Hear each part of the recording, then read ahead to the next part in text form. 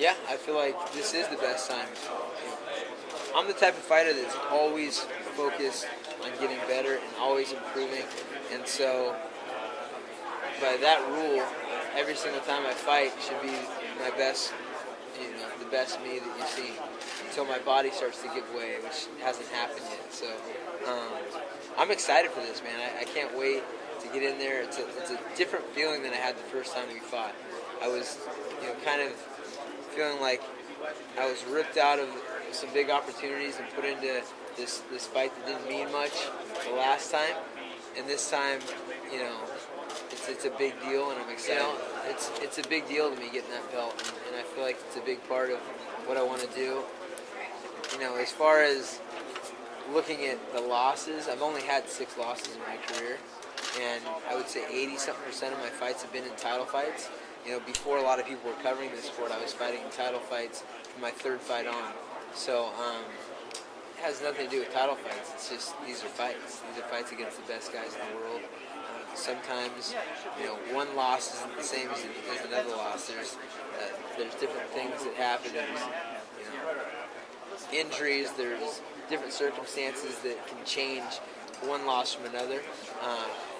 I go out there and fight every single fight like it's a championship fight, and it's just a statistic. This is a whole different day. This is a whole other hour. This is a whole other event. It's going to be a different. Ele aceitou de última hora aí, menino, mas quanto a isso, tô bem treinado, vim para dar meu melhor. Acho que ele também já vinha treinando, tá treinado, tá focado. I think Cain Velasquez has now, been the first champion to be able to actually successfully defend his belt, more than once. It just shows how stacked the division is. That guys 1 through 10 are just constantly mixing it up, and you have different results.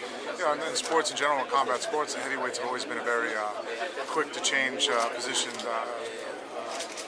Combatants, just for the reason being that anybody over 200 pounds, we all hit hard, shots can change things quickly. And the fact that we have so much depth before, I think, especially back, I think by the time Lesnar came in, you had Carwin and everybody else stood there. We had a very deep sport. I think that back, we're talking more like 04, 05. You only have maybe 5 heavyweights who are truly dangerous and everybody else is following. Now, top 15 guys in the heavyweight division, that's kind of unheard of. From what I came from. Guy that wants to knock people out in the first round, and that is also what brought me here. I got a lot of wins in the first round. That's what people love to see. I'm a fighter that goes forward and that does damage and tries to knock you out. And in the last 2 fights it backfired. Especially in the last fight. I mean, that quarter could have fell on my court, but it didn't. And that's something that I had to do in the gym. Just strategies and yeah, definitely. Aldo is a human being just like anybody else. I'm not going to get wrapped up in this whole pound for pound, whatever people want to talk about. To me, he's just another opponent. I have tremendous amount of respect for him. I know he's a great fighter. He's a champ for a reason. But I'm Não costumo olhar muito para esse lado. Eu prefiro vencer a luta e depois colher os frutos. Então, eu estou pautado agora, estou focado para vencer a luta. E assim que eu vencer a luta, a gente vê onde que a gente vai ficando.